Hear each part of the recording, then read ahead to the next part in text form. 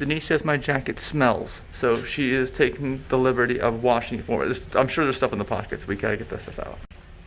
Look, Denise found seashells, nuts from a plane, and earbuds from a plane. Remember, the fat you eat is the fat you wear. That's why I'm not eating these almonds and keeping them away from everyone.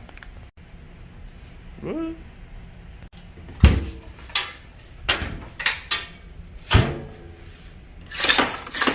Oh no, wait a minute.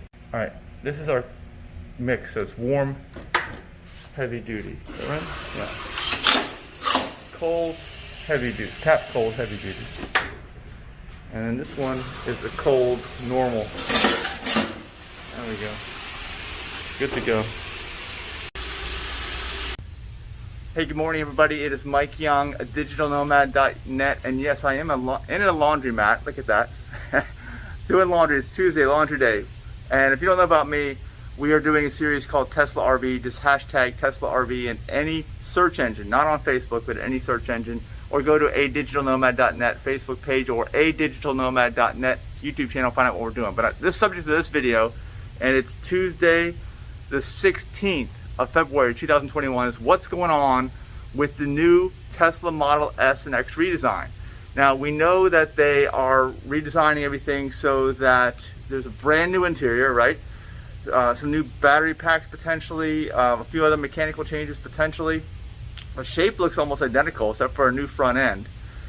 And you know, a lot of cool things, but the biggest thing on my mind is a Model X owner, and I've got, just so you know a little bit about me, I've owned this Model X for almost 4 years. I've put over 160,000 miles on, driven almost entirely by myself. I've supercharged almost 1,900 times. I've got, of course, as every Model X owner and most Model S owners that have all-wheel drive have, the front end vibration along with the rear inner tire wear problem. So I'm wondering if anybody out there knows if Tesla has addressed this with the new redesign. Please let me know your comments. Start the conversation going. Say, I don't know. Say, of course they have. Whatever you can tell me, please let me know there in the comments. And depending upon where you're watching this, go to adigitalnomad.net. Go to that YouTube channel. You don't even have to know how to find it on YouTube. You can just go to any browser and type in adigitalnomad.net. You'll go straight to our YouTube channel. So let me know what you think. I have a feeling, my gut feeling here is that yes, Tesla has redesigned the entire front driveline system. Now, what needs to be redesigned to fix this issue? Well, first of all, the rear tire wear issue is not necessarily fixed with the front driveline, although you can make things better by not having to drive at a lower height, which exacerbates the negative rear camber. Okay, so even if we're leaving that out of the equation here, which we are for now, I don't know, I want to know what's happening with the driveline, because Model Y, for instance, is a small SUV. It's based on the Model 3 platform. Now, what's different there? What's different in the design of the driveline is that on Model Y, the actual chassis was designed from the ground up to be an all-wheel drive chassis. Same with Model 3. Now, when Model S came out, it was only originally designed to be rear-wheel drive only. They couldn't even imagine the company would survive, as Elon Musk always talks about. And also, as Elon Musk always talks about, he says that the Model X is the Fabergé egg of cars, which it is because it's incredibly fragile and easy to break. That's one of the main problems that I have about the vehicle. All right. And of course, I don't think as a current Model X owner we can do anything about the redesign, because what needs to happen on the redesign and what happened on the Model Y and Model 3 is that they built the front end so that the Model Y, Model 3 front motors sit down lower. They sit low in the chassis, because the problem is Model S and especially Model X, and all X's are all-wheel drive. Well, all S's are now, but they didn't used to be. Like I said, it was originally designed as a rear drive platform. Model X is based right off of the Model S platform. The front motor sits too high in the chassis. Stuff's in the way down there because it's designed to be designed to be a rear drive platform. And if it's a rear drive only platform, you didn't have to worry about that. You didn't have to worry about another motor up front and stuff going on there. But you do now have to worry about that because it has been morphed. It has evolved into an all-wheel drive platform, but they forgot to make room for that lowered motor. And because the motor in the front isn't low, it's not low enough, what happens is when you raise the suspension, or even when you drive on normal, and you need to drive below normal is what you need to do, and that's a problem in itself because the ride quality degrades, possibly towing capacity degrades, other things. So don't think that, oh, I'm just being picky, I don't have to drive low. You know, there's a lot of things that happen when you go into low. A lot of bad things that you don't want necessarily. So, and of course ground clearance goes down. You got an SUV, you want ground clearance, especially if you're driving on areas that require ground clearance. And of course, I thought that when I bought the car, it would have ground clearance, and now it doesn't. So they got to lower that motor. When they lower that motor effectively to the right height, by re-engineering and redesigning the whole front driveline, then the CV joints are not out of specification. The problem is the CV joints they're basically flexible drive shafts, and if you have it, one of the ends up really high, and then one of the ends up down really low, you're like this. You're like some kind of ridiculous curve in the drive shaft, as it has several joints in it, and it just eats up those bearings, destroys the joints. And of course, it is full torque, lots of torque with electric motor, and that doesn't help. But the biggest problem is the design flaw. On Model Y, they're more straight. On Model X, they're like this, okay, because the motor's way up here, by the top of my head. Model Y, the motor's down here, so it doesn't have to bend much. Model X, all the way up here. You can see what I'm talking. Then you start twisting it and spinning it and turning that wheel left and right. You got all kinds of issues. Comment below if you don't understand this. I will explain it more. Go to the YouTube channel, adigitalnomad.net. We talk about this stuff all the time. I got videos about this stuff all over my car, my channall.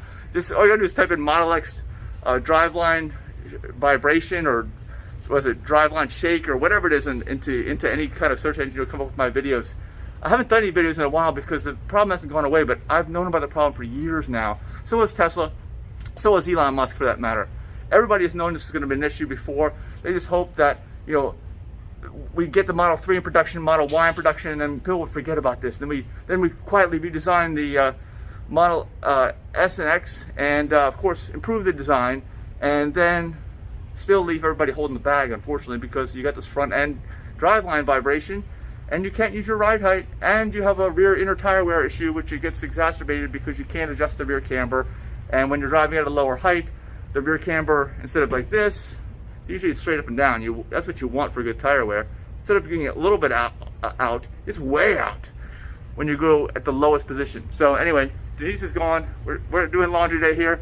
Thank you so much for watching my little diatribe, my little talk here about the front end driveline vibration combined with rear tire wear on S and X. And please let me know, do you believe that the 2021, because they're about to roll off the line right now, I think they are, they'll be delivered very soon here at the end of February, are they going to have a re-engineered front end driveline? That's what I want to know. Thank you so much for watching. Please subscribe, and I look forward to reading your comments and jumping in there and the conversation in the comments. See you soon. Bye.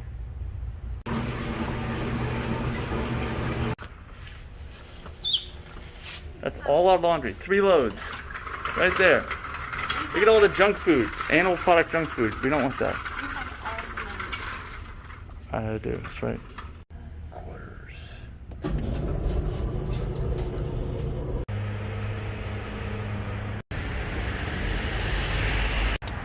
Denise is all sandy too, like my.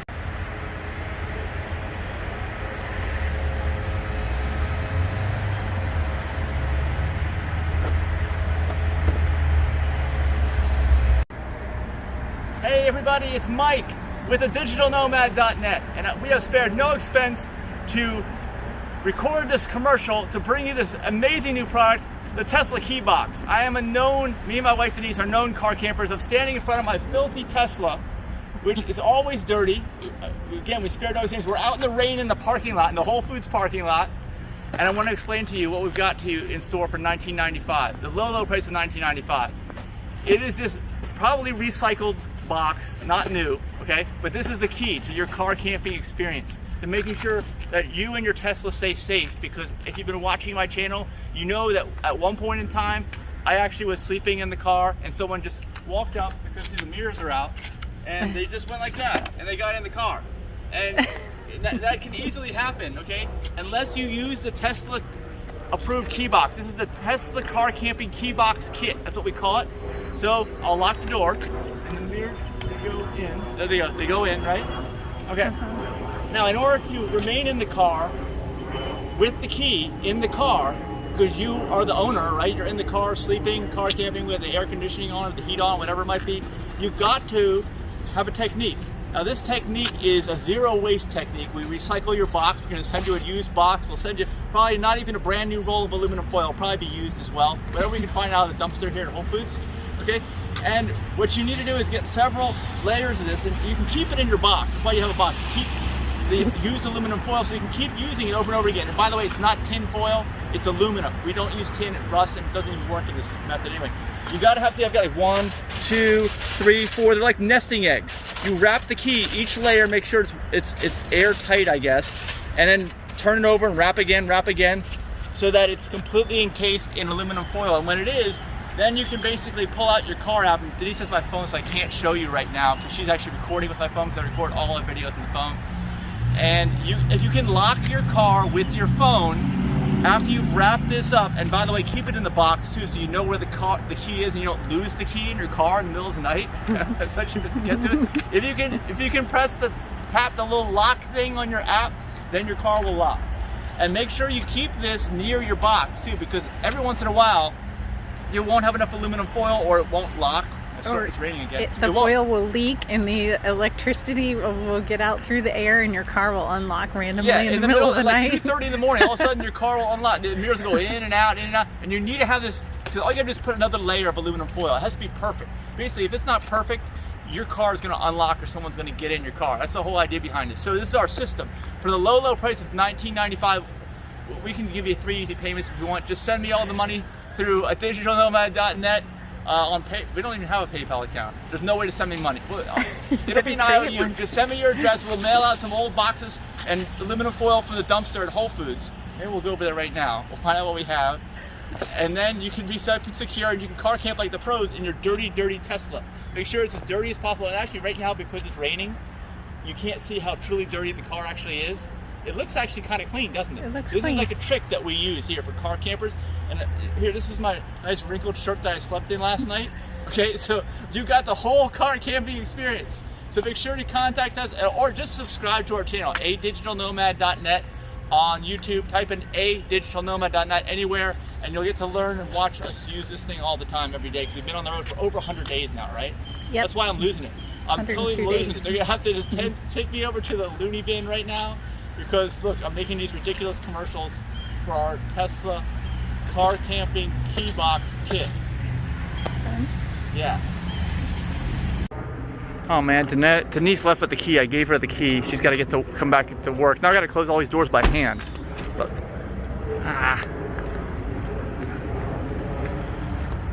Denise is gonna be late for her work. She doesn't get back fast. Off to Whole Foods.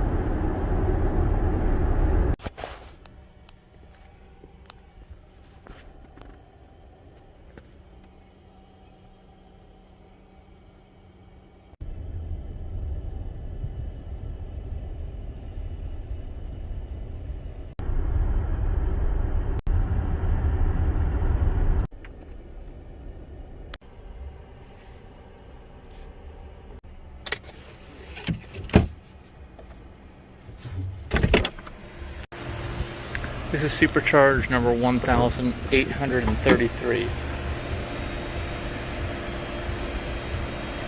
Not much going on today except work. Kind of boring after the last 3 days of weekend. There we go. Finally.